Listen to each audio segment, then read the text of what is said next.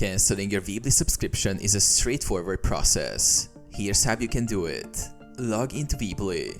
Go to weebly.com and log into your account.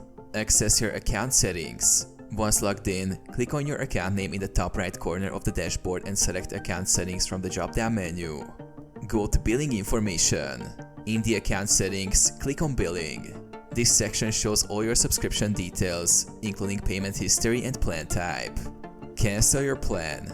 In the billing section, you will see an option to manage subscription or cancel subscription. Click on Cancel Subscription and follow the prompts to confirm the cancellation. Weebly may ask you to provide feedback on why you're canceling. Confirmation. After cancellation, you will receive a confirmation email. The subscription will continue until the end of your billing cycle, and you won't be charged for the next cycle. Downgrade. If you just want to downgrade to the free plan, you can select the downgrade option instead of canceling the subscription.